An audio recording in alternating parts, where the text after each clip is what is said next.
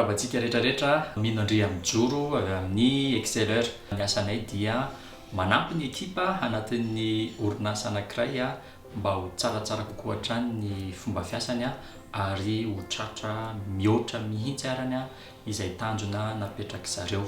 Dia ny fomba anaovanay an'izay dia amin'ny alalan'ny team building ny anankiray, amin'ny alalan'ny formation ary koa amin'ny alalan'ny atelier collaboratif. Raha ny tantara kely dia tamin'ny 2016 no nanomboka nanangana orinasa. Tamin'izany agence de communication sy événementiel no natao, Mercatis ny anaran'izy io. Dia rehefa nandeha teny ny fotoana dia manomboka misy client teny hoe ary nareo kaiso dia mikarakara team building. Tsy aloha tamin'izany fa hoe aleo anandrana aloha, aleo hitsapatsapa hoe à l'aise ve zay manao an'ilay izy, mety ve ny ataonay, afapo ve les clients, natao teny ny andrana ray sy roa dia ohatra nety ilay izy dia teo vao niteny hoe aleo tena hosarahana mihitsy n'ilay activité anankiroa. Mercatis mijanona amin'ny communication événementielle dia noforonina ny Exceller izay mifantoka amin'ilay niteneniko teo hoe team building, formation dia atelier collaboratif. Eny taona zay eny taona feno aventure be mihitsy izay mpandraharaha rehetra mahita an'izay mahafantatra fa aventure be mihitsy ny atao.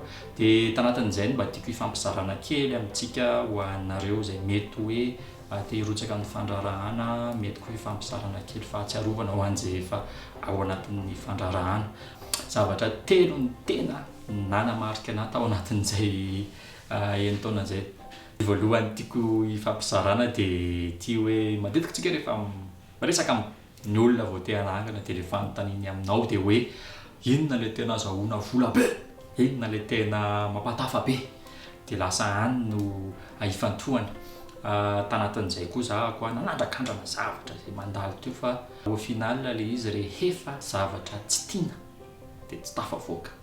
Aleo foana mitady zavatra hoe tena tianao, tena akafizinao, tena angalanao fafiny manao azy, dia rehefa hita izay dia tonga ho azy, tonga naturellement eo foana ny résultat matériel financier.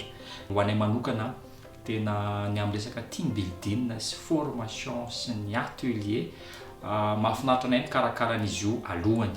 Mahazo tsirony be izay manao an'ilay izy eo ampanaovana azy, dia rehefa vita ny zavatra ataonay tena sambatra be, falifaly be rehefa mahita an'ilay client, ilay ekipa tonga amin'ny tanjony izay napetrany. Dia izay ny anay manokana. Raha ho anao mijery raha maniry te hanangana no hany tedavy ny zavatra tiana dia izao ny ampidiram-bola amin'iny. Dia izay ny voalohany. Faharoa anankiray, zavatra niainana koa ilay izy, zavatra natao dia matetika rehefa manomboka metimety ny atao, rehefa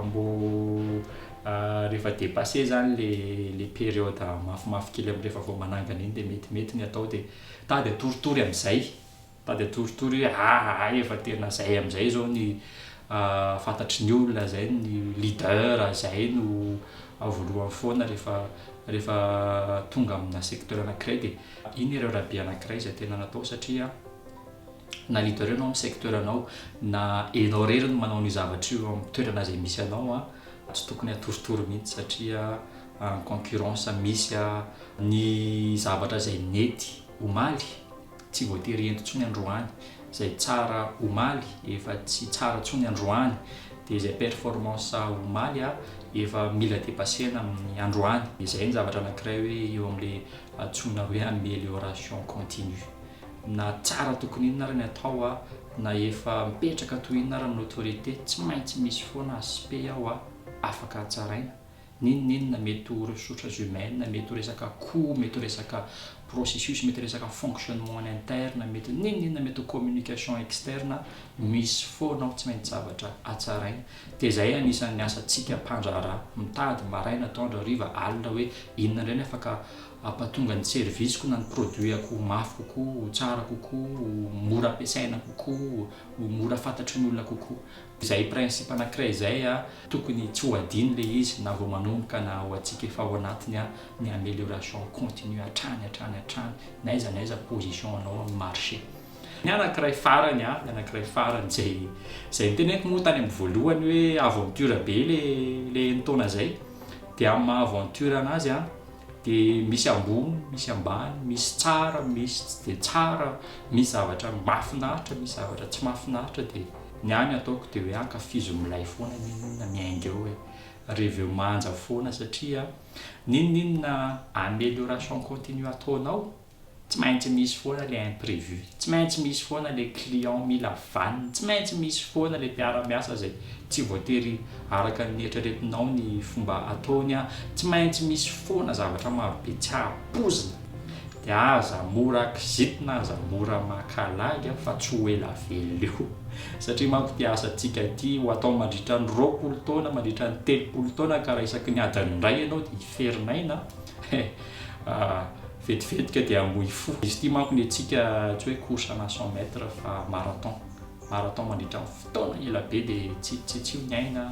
Ankafizo milay foana, ankafizo na problème na victoire raiso. Zany akory tsy midika hoe mila positif be dia ninonino efa zavatra hita fa tsy mety mila mitsikitsiky foana fa ny tiako tenenina hoe tsy tokony hiferinayna be foana fa ankafizo milay arak'izay azo atao. Izay anankitelo izay no anisan'ny nanamarika anahy hoe voalohany izaho mba zavatra tiana no atao, faharoany misy foana ny zavatra azo hatsaraina, dia fahatelony ankafizo ilay aventure. Sao rapetsaka anareo.